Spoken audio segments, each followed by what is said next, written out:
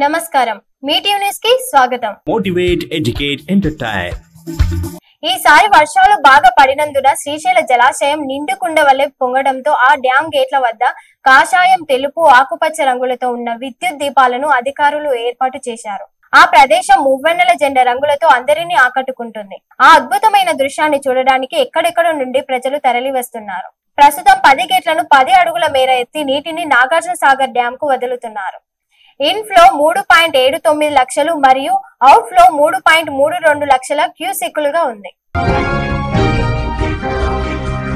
BRS party నుండి కాంగ్రెస్ పార్టీకి వెళ్లిన నెల రోజులకే తిరిగి బీఆర్ఎస్ పార్టీలో చేరాడు గద్వాల ఎమ్మెల్యే బండ్ల కృష్ణ మోహన్ రెడ్డి. 2023లో జరిగిన ఎన్నికల్లో గద్వాల ఎమ్మెల్యే బండ్ల కృష్ణ మోహన్ రెడ్డి స్వల్ప ఓట్లతో కాంగ్రెస్ పార్టీ అయిన సరితను ఓడించారు. గద్వాల్లో బండ్ల కృష్ణ మోహన్ రెడ్డి గెలిచినప్పటికీ రాష్ట్రంలో కాంగ్రెస్ పార్టీ అధికారంలోకి రావడంతో గద్వాల్లో సరిత మాటే చెల్లుబాటయ్యేది.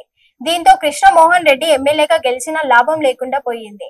ఈ కారణంగా కృష్ణ మోహన్ రెడ్డి కాంగ్రెస్ లో చేరారు. అయితే కృష్ణ మోహన్ రెడ్డి కాంగ్రెస్ లోకి చేరడాన్ని మొదటి నుండే వ్యతిరేకిస్తూ వచ్చింది.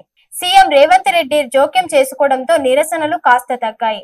కానీ బండ్ల కృష్ణ మోహన్ రెడ్డికి కాంగ్రెస్ పార్టీ నుండి ఆదరణ లేకపోవడంతో మళ్లీ తిరిగి కేటీఆర్ సమక్షంలో బీఆర్ఎస్ లోకి వచ్చాడు. కేటీఆర్ ను కలిసి బీఆర్ఎస్ లోనే కొనసాగుతాను అని ప్రకటించారు.